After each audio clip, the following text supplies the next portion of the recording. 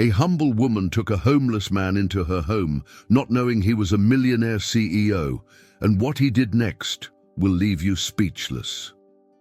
Before the story begins, comment down below where you're watching from. I love knowing how far these stories are reaching, and if you're passionate about love stories full of emotion, twists, and life lessons, make sure to subscribe to the channel. That way, you won't miss any updates, and you'll also help this space keep growing and bringing more heartwarming stories. Night was falling over Austin like a heavy, damp blanket. The streets of the Montopolis neighborhood, where the rain seemed to have no mercy, were nearly deserted. Thick raindrops drummed on tin roofs and formed muddy puddles on the cracked sidewalks. The headlights of the few passing cars reflected in the puddles, casting gleaming shadows on the worn walls of the modest homes. The smell of wet earth mixed with the scent of hot asphalt, creating a dense and melancholic atmosphere. Isabella Hart, 28, walked briskly with an old soaked coat clinging to her body. Her reddish-brown hair, hastily tied in a low bun, was wet, with loose strands sticking to her pale, tired face. Her light brown eyes, always alert, now carried more than just the weight of the rain. They bore the exhaustion of someone working 2 jobs and still rushing home to care for a sick sister. She held a bag tightly against her chest, inside it a still warm meal. It was leftovers from the restaurant where she worked as a waitress at night. She had convinced the manager to let her take it, saying it was to feed someone special. And in a way it was. Her sister Lily, only 21, diagnosed with a rare autoimmune disease, was entirely dependent on her. As she turned a dark, dimly lit corner, Isabella heard a muffled sound, something between a groan and a weak cough. She stopped. The cold wind blew hard, making the trees sway violently. She hesitated for a second, looking around. And then she saw him. Next to a pile of trash bags near a metal dumpster was a man, huddled up, soaked from head to toe. He had an open cut on his eyebrow and was breathing with difficulty. His clothes were torn, his unshaven beard hid part of his face, and his dark, brown hair, disheveled, was dripping wet. Still, there was something oddly dignified in his posture, as if he were trying to maintain some composure despite the obvious neglect. Isabella slowly approached, her steps sinking into the water on the sidewalk. "Mister, are you okay?" she asked, her voice trembling between fear and compassion. He tried to lift his head, but could barely keep his eyes open. "Please, no need to call anyone. I just need to rest a little," the man murmured, almost in a whisper. Isabella looked around. Not a soul in sight. Her heart ached. "I'm not going to leave you here to die. Do you hear me? You might not know me, but you're going to trust me now." Without thinking twice, she knelt beside him, ignoring the cutting cold soaking through her wet pants. She took off her own coat and wrapped it around the man's shoulders. "Can you stand up? I live nearby. It's just a couch and a dry blanket. You don't need to say anything, just let me help you." He looked at her for the first time, and even under all the dirt and pain, his grayish blue eyes sparkled for a moment. It was as if they recognized something in her that he had already lost: hope. With effort, he leaned on her shoulder. She almost fell under his weight. He was tall, and though thinner than he should have been, still had a strong build. But she guided him slowly, shielding him from the rain as best she could, all the way to her home. The inside was simple. A 2-room house smelling of chamomile tea, with piles of medicine on the kitchen counter, and an old but clean sofa covered with a crocheted blanket. Her sister was asleep in the next room, under an electric blanket. Isabella hurried to the stove, heated the soup, served it in a deep bowl, and placed it on the coffee table. She was soaked, with water dripping from her hair, but her gaze was firm. "You don't need to thank me. Just eat, then sleep. Tomorrow we'll figure out the rest." He sat on the couch with a heavy sigh. He took the spoon with trembling hands, looked at her with a glimmer in his eyes, almost broken. "My name is Nathan," he said hoarsely. Nathan Cole. She just nodded. My name is Isabella, but that can wait. Right now, you're safe. Outside, the rain kept falling. But in that small living room, a silent act of compassion had changed the course of 2 lives. That morning, the faint winter sunlight filtered through the thin curtains. In the living room, casting golden tones on Nathan's still sleeping face, Isabella was already up, dressed in her simple uniform of dark jeans and a grey t-shirt with the logo of the pawn shop where she worked during the day. She was making coffee in the cramped kitchen, trying not to make any noise. Her eyes, however, couldn't help but glance discreetly toward the man on the couch. Nathan slept curled up, still covered by the blanket she had arranged the night before. Despite the stubble on his face and the traces of dirt that still remained. After a rushed bath, there was something about him that didn't fit the image of a homeless man. His features were refined, his gestures, even when unconscious, delicate. The way he held the spoon the night before so gently, the thank you he whispered before falling asleep. Isabella watched him in silence, holding her coffee mug with both hands, feeling the warmth spread through her cold fingers. Her mind was restless. Something about Nathan unsettled her. Not out of fear, but because it didn't make sense. When he finally woke up, it was nearly noon. Isabella had already returned from her first shift. She was in the kitchen washing the few dishes they had, softly humming an old tune her mother used to teach her. Nathan sat up with some difficulty, rubbing his eyes. He was barefoot, but his feet were now clean and dry. She had left a pair of folded socks at the edge of the couch. "You didn't have to do this," he said, his voice still hoarse. "Do what?" she replied without turning, focused on the plate she was washing. "Help me. Treat me like a human being." She put down the plate and dried her hands, finally turning around. Her gaze was firm, but not cold. "You are a human being, Nathan. It's just that apparently you forgot that." He lowered his head, as if those words had hit a wound that still throbbed. In the days that followed, Nathan stayed there. He didn't talk much, but showed his gratitude in quiet ways. He washed the dishes without being asked, folded the blankets, fixed one of the living room windows that hadn't closed properly. For weeks, Isabella noticed there was something refined in everything he did. One day, after leaving him alone while she took Lily to an appointment at the public hospital, she returned to find the bookshelf reorganized in alphabetical order, not by the color of the books, as she usually arranged them. "It was just a suggested system," he said when she raised an eyebrow, noticing the change. She laughed for the first time in days. "Do you have OCD, or do you just love libraries?" "Maybe a little of both," he replied, with a faint smile. But behind the small jokes and the routine that was beginning to take shape, there was a silence that remained unbreakable. Nathan never talked about where he came from. He avoided any subject about the past. When Isabella shared one night about her fight with the health insurance that had denied Lily's experimental treatment, he just listened, attentively, eyes welling up, but he didn't offer advice, didn't interrupt. He just listened. "You talk like someone who studied at Harvard," she once said, trying to draw out some answers in a light-hearted way.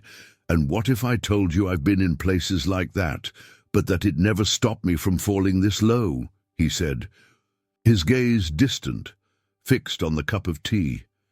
She didn't press him. Isabella, who had always been wary, strangely didn't feel afraid. Something in Nathan's restrained pain touched her. It was like looking into a fogged mirror. She saw in him a soul just as hurt as hers, but in a different way, as if he hadn't run from poverty, but from life itself. One late night, she couldn't sleep. She was passing through the living room quietly when she saw him sitting in the dark with only the lamp on behind him. He had a notebook on his lap, but he wasn't writing, just staring at a blank page. "Are you okay?" she asked gently. He hesitated, then answered with unexpected honesty, "I lost everything." But it wasn't the money. It was who I was, and I don't know if I can get that back. She approached, sitting on the other end of the couch. Maybe you don't have to get it back. Maybe you just need to start over. That night, nothing else was said, but they stayed there, sitting in silence, and for the first time, the silence didn't hurt. The following days brought more than the biting cold of late January in Austin. They also brought stares, whispers, judgments murmured through the cracks of windows and in the lines at the neighborhood supermarket. It was subtle at first, a heavier silence when Isabella walked into a store, a conversation abruptly ending when she passed by on the sidewalk, but soon the malice took shape.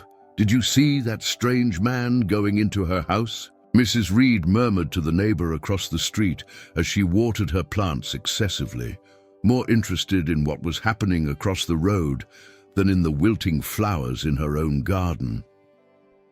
Isabella was always so proper, and now, a man living with her, and no one knows where he came from, doesn't seem like a good thing, added the other, making sure to leave the window slightly open, hoping to hear more.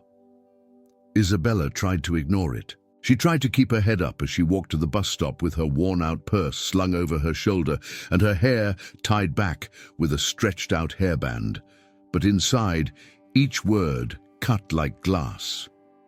One afternoon, as she left the store where she worked, she overheard two co-workers talking in the locker room. "Do you really think it's just generosity? We can barely help an unemployed cousin, and she takes a stranger into her house. Maybe she found a way not to be alone, or to get something in return." Isabella took a deep breath, held back her tears, adjusted the strap of her bag on her shoulder, and walked out without saying a word. When she got home, she found Nathan in the backyard. He was fixing the back fence with a wrench in hand and dirt on his knees. He was wearing a borrowed t-shirt and faded jeans, but there was something peaceful in his expression. He was focused, as if that simple task was all that mattered in that moment. She watched him for a moment, silently. Then she asked, "Why are you doing this?" Nathan looked up, wiping the sweat from his forehead with his forearm. "Because someone needs to, and because I see what they're saying, the looks, the questions they don't ask me, but that you carry." Isabella bit her lower lip, looking away. Her voice came out quiet. "They think I'm crazy, or worse." "And you think that?" She hesitated. "Sometimes I start to wonder if I did the right thing, if I'm being too naive." Nathan stood up slowly and walked toward her. The closeness between them was intense but respectful. He didn't touch her. He just looked into her eyes. "You gave me more than food and shelter, Isabella. You gave me something I didn't even know I needed, dignity. It doesn't matter what they think, but it matters that you believe in yourself." That night, when Lily woke up with a fever and joint pain, it was Nathan who ran to the kitchen, dampened cloths with warm water, held her hand while Isabella called the hospital. He stayed by the young woman's side until dawn, telling stories from his childhood, making up characters to make her laugh between the pain. "He talks so nicely, like the teachers we see on TV," Lily said with a faint smile, her eyes already closing. Isabella heard it while sitting on the doorstep, and for the first time in days, she felt that maybe, just maybe, her decision hadn't been so wrong after all. Even so, the words of others echoed. More than that, the silences screamed. And although Nathan was becoming an increasingly helpful and human presence in her life, doubt began to eat away at what she valued most: her own peace. One morning, as she left the house, she saw an anonymous note stuck to the gate, scribbled in pen. "Be careful who you let into your home. Sometimes monsters hide well." Isabella read it, tore the note into tiny pieces and threw it in the trash. But that warning, cruel and cowardly, took root. Deep down, even without admitting it, she began to wonder, who was Nathan really? really. The morning after the anonymous note, Isabella woke up with a strange unease in her chest. The sky was overcast, and the air was humid and heavy, one of those days when the weather seemed to predict that something bad was coming. Nathan had gone out early to pick up parts at a local hardware store. He wanted to fix the old heater before the cold front arrived. He had left a short note on the table. "Back soon, won't take long. N." It was a simple gesture, but one that had become part of their quiet routine. She smiled when she saw the note and went on with her chores. Lily was feeling better, and Isabella planned to stop by the store after work to buy ingredients for the apple cake her sister loved so much. Hours later, when she got home, the door was locked as usual. But Nathan still hadn't returned. At first, she wasn't alarmed. Maybe he had taken longer at the store or had gone to the pharmacy. But when the clock passed 8 at night and his cell phone, an old device she had lent him, went straight to voicemail, a knot began to form in her stomach. She tried not to panic. She made dinner, left the plate covered in the microwave, heated water for tea, and forced a smile for Lily, who could already feel the tension in the air.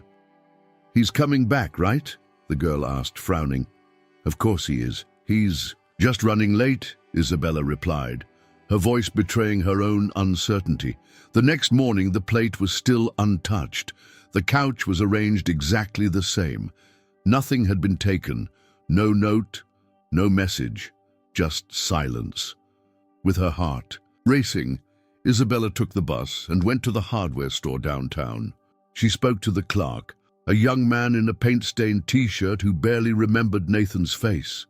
"He was here yesterday morning, bought some tools, paid in cash, and left." "Did he say where he was going next?" she insisted, her voice starting to falter. The clerk shook his head. "Sorry, Mum, no." She walked back through the streets of Austin, feeling the ground shake beneath her feet. Every corner seemed emptier than before. Every anonymous face seemed to mock her naivete. On the third day of silence, Isabella stopped waiting. She sat on the empty couch, still holding his note, and finally cried. They weren't quiet or restrained tears.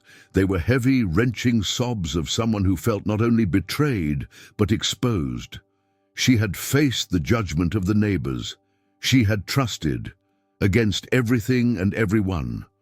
She had opened the doors of her home, of her heart, and now he had simply vanished. "I should have known," she murmured to herself. "I should have listened." Lily tried to comfort her, even with her weak voice. Maybe he had a reason. But Isabella just shook her head. "No, Lily. If someone cares, they say something. If they want to stay, they explain. If they disappear, it's because they've already chosen to leave." Inside, old wounds reopened.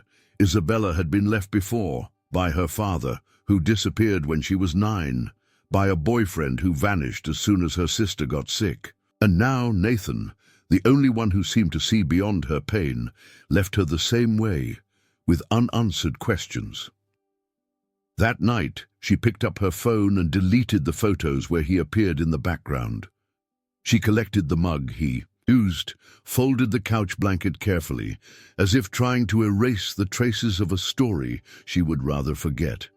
But the scent of the cheap soap he used still lingered in the bathroom, and one of the books he reorganized was still open to the last page she saw. Without realizing it, she stood there, staring at the words. Those who disappear without saying goodbye sometimes carry more pain than those left behind. She shut the book firmly. To her, that wasn't comforting. It was cowardice. That night, Isabella locked the door with 2 turns of the key again. Not for safety, but because, for the first time in a long time, she felt truly alone. Again. The weeks passed like a winter that refused to leave. The weather in Austin stayed unstable, and the gray skies seemed to mirror the emptiness Isabella carried in her chest. She now avoided looking at the couch in the living room. She stuck to her routine with near-military precision. Work, pharmacy, hospital with Lily, home. She tied up her hair, swallowed her tears, smiled on autopilot. The name, Nathan, was no longer spoken, not even in her thoughts. Until one Saturday morning, while cleaning the small front garden, she heard the muffled sound of footsteps on the sidewalk. When she turned, a tall man in a dark, immaculate suit with a composed expression was approaching with a leather briefcase in hand. "Miss Hart?" he asked, his voice firm but respectful. Isabella, still kneeling with her hands dirty from the soil, slowly stood up, her gaze wary. "That's me. How can I help you?" "My name is Thomas Renner. I'm an attorney. I have something I need to deliver in person. It's about Nathan Cole." That sentence hit her chest like a silent thunderclap. The air seemed to vanish for a moment. She wiped her hands on her pants and tried to keep a neutral tone. Is he okay?" Thomas hesitated before responding. "I'm not authorized to share details about his condition, but he asked me to deliver this." He held out a sealed brown envelope. Isabella took the envelope with trembling fingers. "Why are you doing this? Who are you really?" Thomas took a deep breath. "Maybe you should read it first, but I can answer anything you need afterward." She nodded, walked into the house with hesitant steps, and sat at the kitchen table. Her sister was asleep.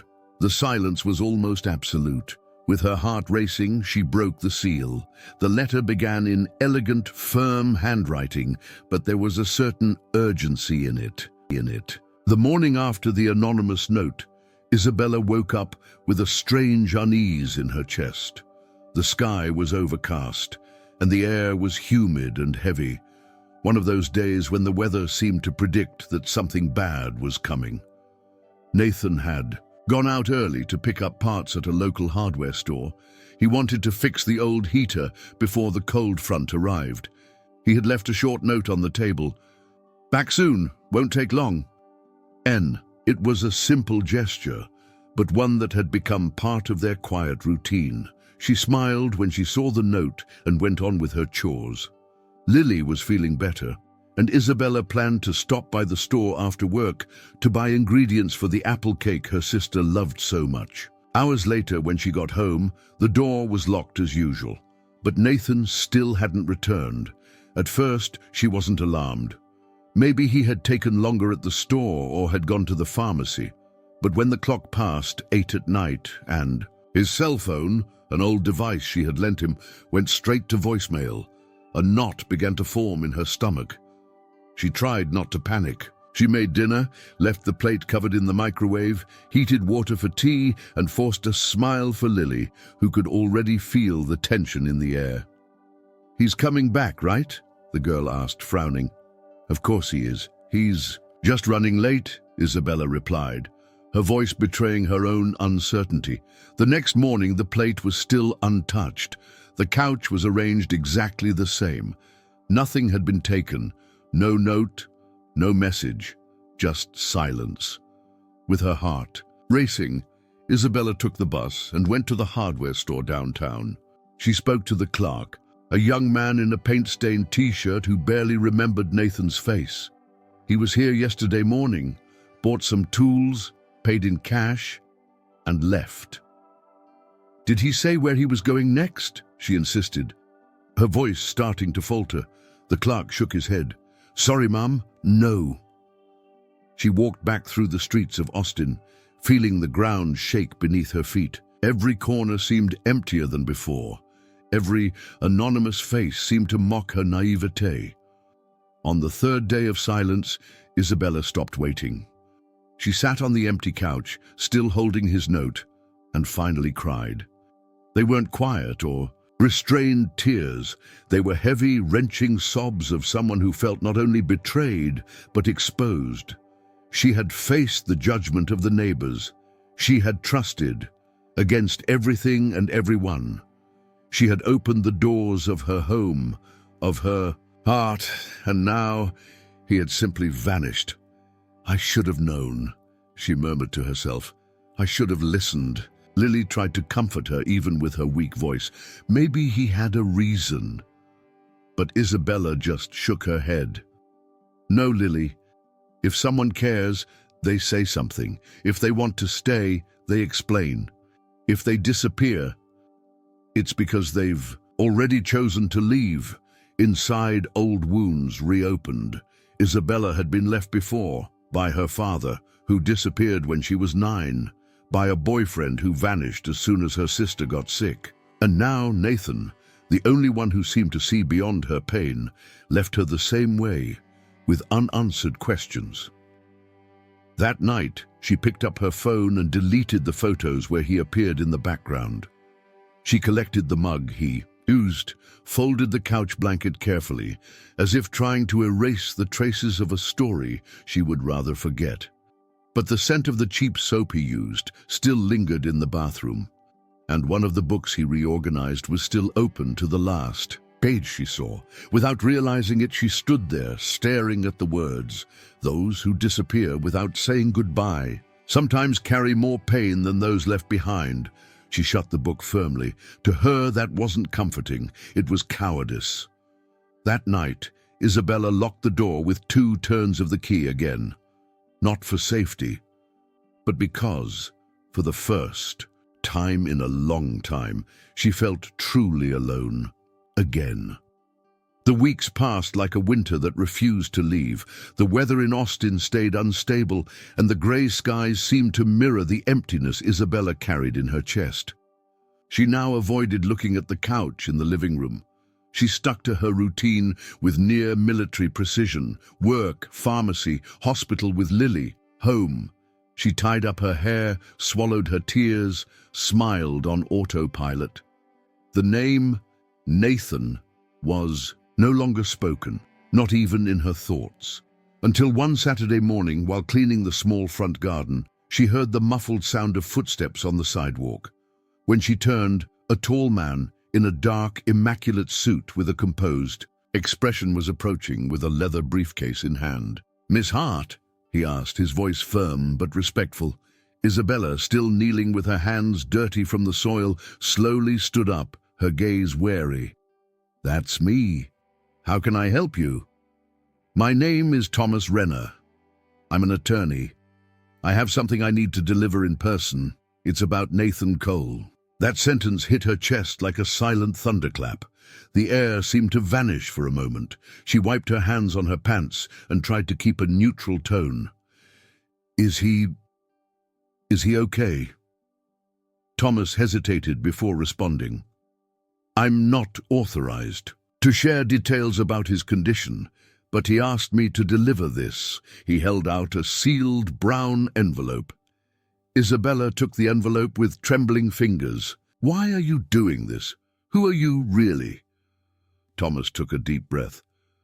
"Maybe you should read it first, but I can answer anything you need afterward." She nodded, walked into the house with hesitant steps, and sat at the kitchen table. Her sister was asleep. The silence was almost absolute. With her heart racing, she broke the seal. The letter began in elegant, firm handwriting, but there was a certain urgency in it. "Isabella, if you're reading this, it's because I finally had the courage to do what I should have done from the beginning. Tell you the truth. My full name is Nathaniel Jonathan Cole. For over 10 years, I was the CEO of Cole Tech Industries, one of the biggest tech companies on the West Coast. I had everything: money, influence, a wife who loved me, and a life that seemed perfect. And then on a stormy night like the one you found me in, I lost everything. My wife, Emily, had a car accident coming back from a work trip. I was supposed to pick her up. I promised. But I was in a video conference with investors from Japan. She drove alone and never came back.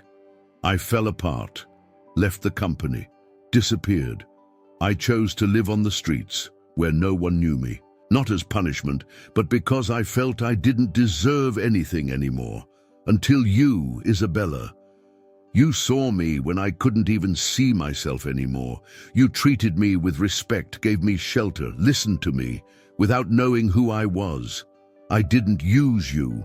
I was saved by you. But when I realized I was caring too much, that you and Lily were becoming my new foundation, I panicked. I thought if you knew the truth, you'd throw me out, or worse, be disappointed. So I ran. Again, forgive me. I don't know if I'll ever deserve to look you in the eyes again. But you deserve to know who I am, the whole truth. With eternal respect, Nathan. Isabella's hands trembled. Her tear-filled eyes blurred the last lines. She glanced at Thomas, who remained silently by the door. "Is this true?" she asked, her voice choked. "All of it?" He nodded. Coltech confirmed it. Nathan stepped away 2 years ago. Officially, he took a medical leave, but between us, he just disappeared. She stood up abruptly, her eyes burning with confusion and anger. Why now? Why didn't he have the courage to tell me when he was here? Why did he leave like that?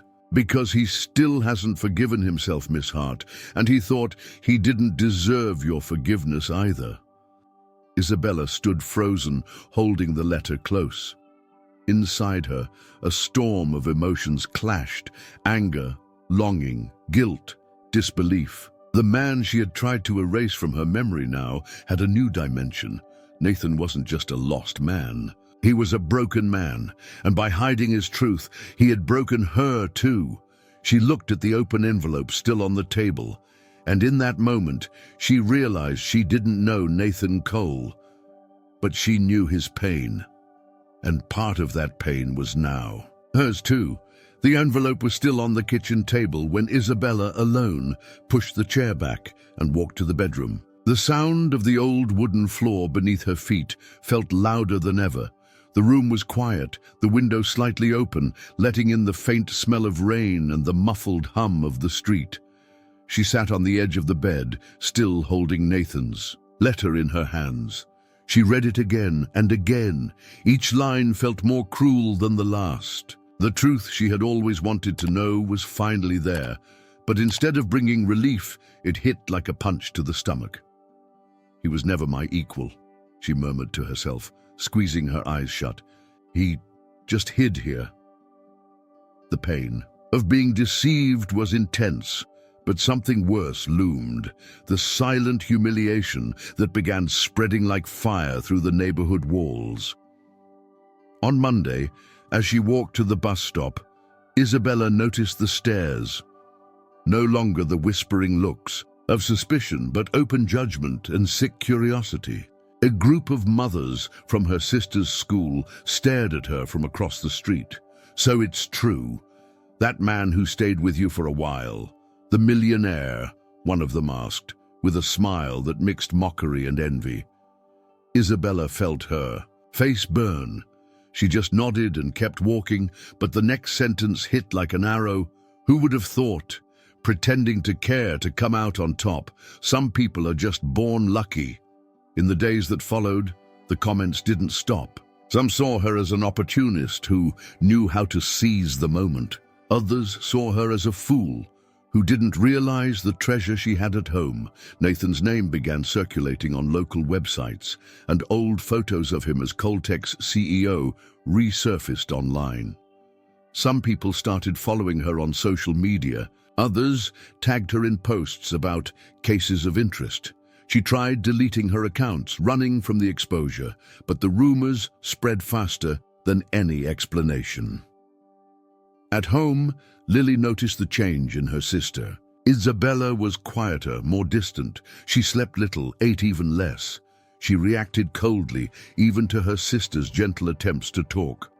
"You're not just mad at him.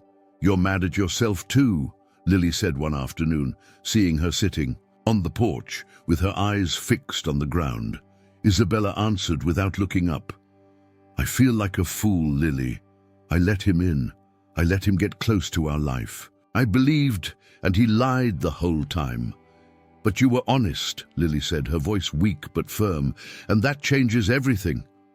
But to Isabella, the truth seemed worthless compared to the shame she carried. The house, once full of small, shared moments, now felt like an empty stage. The couch where he slept was covered with a white sheet. The tools he left were stored in a closed box in the closet.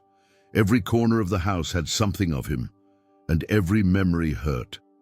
One night, after an especially difficult day at work, Isabella walked in the door, dropped her bag to the floor, and broke down in the middle of the living room. The crying came hard, without restraint. It was the pain of someone who had been judged without defense, exposed without choice, left with the feeling of never having been enough. She clutched Nathan's letter to her chest and whispered, almost voiceless, "Why did you choose me? If in the end, all you needed was to disappear again." But no answer came, only silence, always silence. On the morning of a grey Sunday, when dry leaves had started piling up on the porch of the small house in Austin, Isabella was quietly watering the plants in the front garden. The air held a dense silence, as if something were about to happen. Her movements were automatic, almost mechanical, like everything she had been doing in recent days. The pain had turned into exhaustion, the exhaustion into apathy. That's when she saw him. Nathan, standing across the street under the shadow of a tree, his hands in his pockets and his eyes locked on her like he had waited his whole life for that moment. He no longer wore torn clothes or an unkempt beard, but he didn't have on a fancy suit or the untouchable look of a CEO either. He wore dark jeans, a simple grey jacket, and the eyes of a man stripped bare in front of his own past. Isabella stopped watering the plants. She stood still, the hose still running, water spilling onto the ground. Her heart began pounding in her chest, like a door being kicked open. Nathan crossed the street slowly. He stopped just a few steps from her, respecting the distance the pain between them had created. "I just came to talk to you," he said in a low but steady voice. Isabella turned off the hose and dropped it on the ground. Her face was unreadable, but her eyes burned. "You shouldn't be here." "I know," he replied, looking down at his feet for a moment. "But I needed to disappear, so I wouldn't disappear completely. I went to a rehab center in Denver, not for drugs, for myself, for the guilt, the running, the cowardice." She crossed her arms. "And now you decided you want what? For me to say I understand? To thank you for the explanation? You lied. To me, Nathan. Slept in my house, took care of my sister, and never had the courage to tell me who you were." "Because I didn't know who I was anymore," he said, his eyes filled with tears. "I was a CEO, a husband, a millionaire, and I lost it all. But when I was here, when I sat on that couch, when I heard you humming while you made coffee, I started to remember what it felt like to be human again." Isabella stepped back. Her voice faltered slightly. "You left without saying goodbye. Not a word. You left me with people's judgment, with the shame. You made it seem like I made everything up." Nathan swallowed hard. "I didn't come to fix my image, Isabella. I'm not that man anymore, and I don't want to be. I just came to say I'm sorry. Truly." She pressed her lips together. The silence hung between them for several long seconds. Then she spoke, with controlled coldness.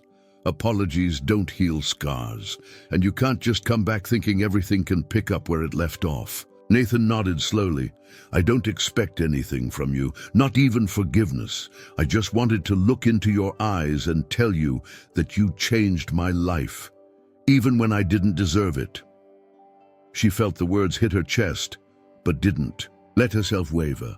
She walked to the gate and opened it, not as an invitation, but as a farewell. "Then now you've said it, you can go." Nathan looked at her for one last moment. Then, with an almost imperceptible nod, he turned and slowly walked back down the same street he had come from. When he disappeared around the corner, Isabella shut the gate hard. She stood there for a few seconds, her heart offbeat, the letter still tucked in the kitchen drawer, the longing choking her pride. But she didn't cry. Not that day. Autumn had finally arrived in Austin. The trees lining Isabella's street, once dense and green, now painted the ground with golden leaves, creating a scene as beautiful as it was melancholic. The house remained quiet, but it was a different kind of silence, no longer the silence of anger, but of absence. Lily was gone. The illness, stealthy and relentless, had won the final battle weeks before. The sweet-eyed girl, with words far wiser than her age, had left behind a void that not even time seemed capable of filling. Isabella didn't talk about it. She simply carried on. One Sunday, while drinking coffee alone in the kitchen, her phone wouldn't stop vibrating. Notifications, mentions, messages. She thought it was another wave of online gossip until she opened one of the videos. There, on the shaky screen of an old cell phone, filmed by Lily one random afternoon, appeared the image of Nathan, lying on the living room couch, feverish, his face still marked by days spent on the streets. Isabella was seen covering him with a blanket, placing a bowl of soup in his hands and whispering, "You don't have to say anything. Just rest here. No one judges you." It was an intimate, honest moment of pure humanity. Lily must have recorded it by accident, maybe just testing the camera, but now it was everywhere on social media. The video went viral.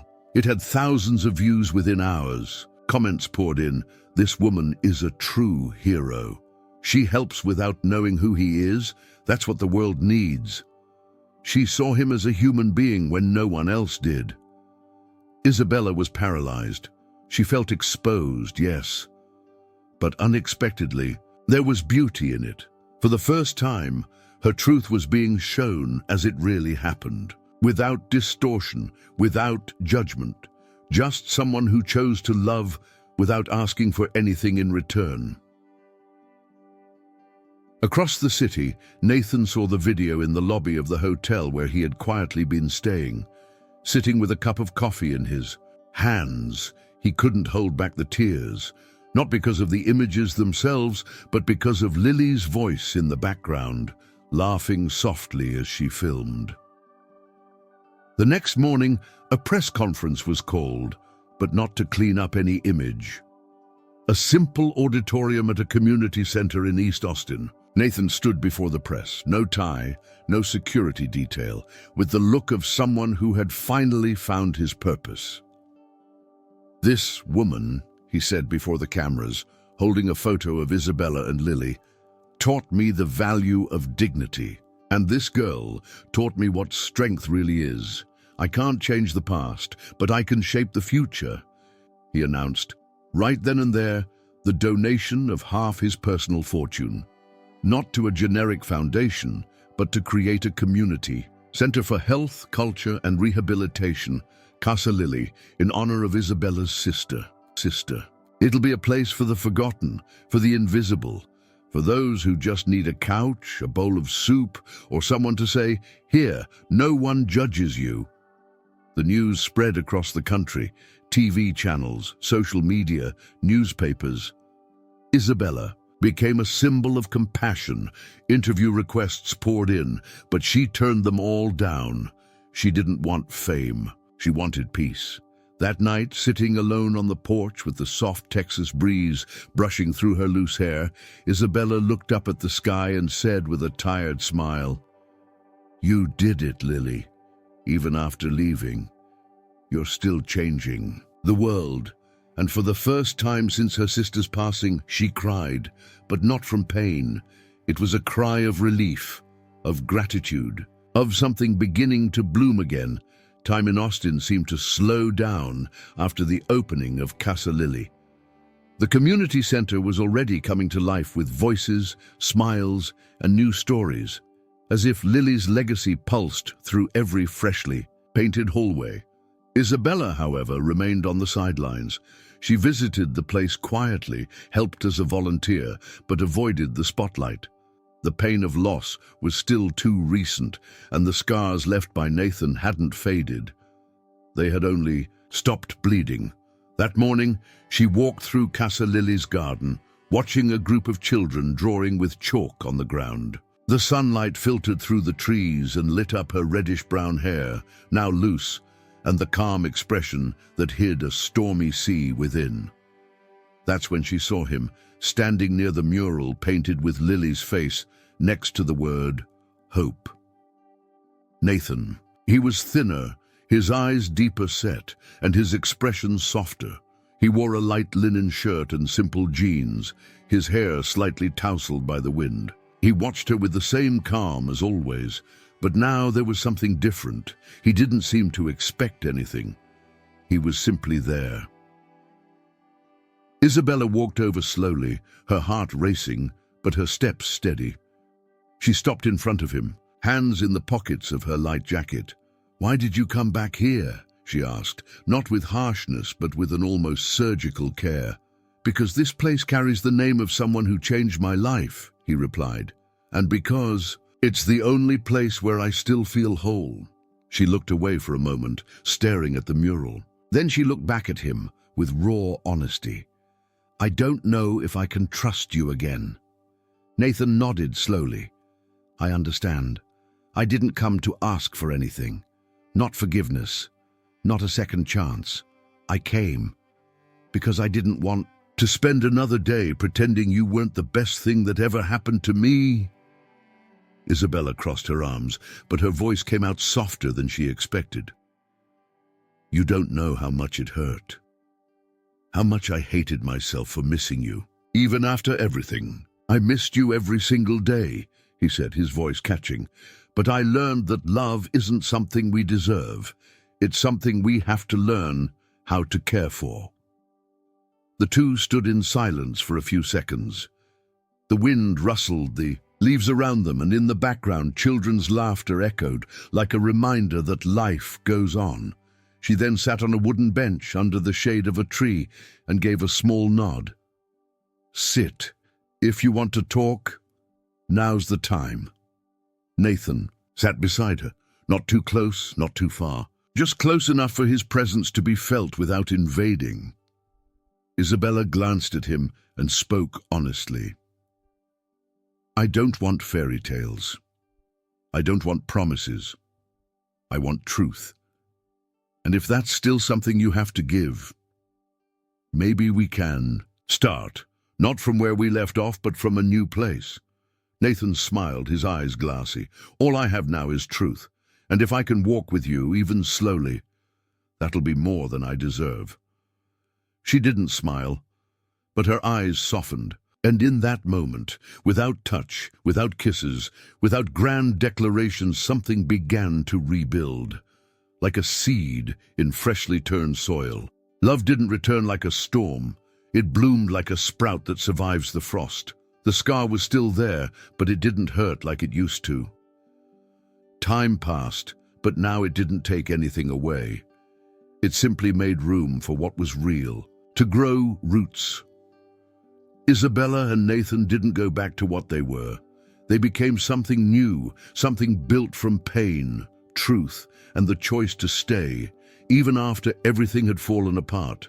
They weren't looking for applause. They didn't want headlines. They lived quietly in a small house near downtown Austin, the same one where Isabella had first taken Nathan in, only now the living room had flowers, the couch had new cushions sewn by hand, and the bookshelf had more books than it could ever hold.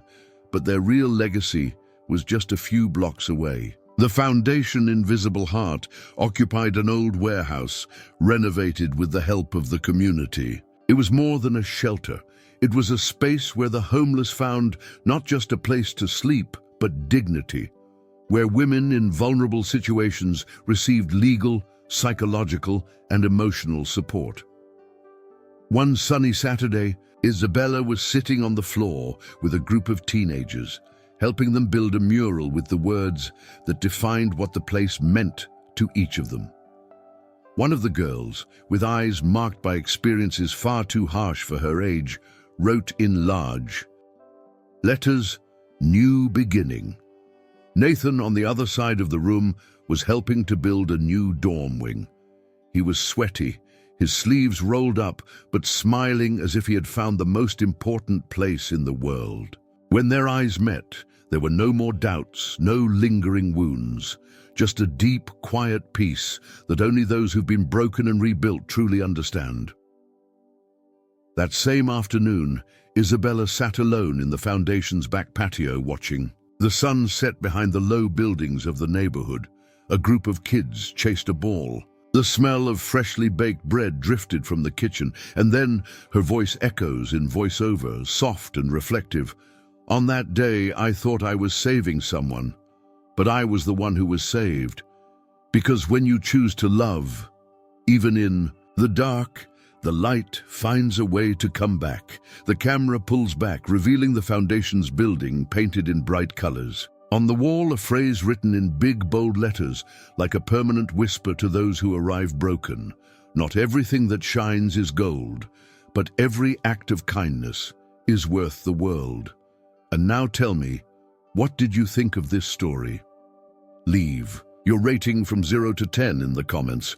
I really want to know how much it moved you. If you liked it, give the video a thumbs up. Share it with someone who believes in the power of kindness and overcoming, and subscribe to the channel so you don't miss any of the next stories. Before you go, I've picked another emotional story that's sure to touch your heart even more. It's right here beside this one.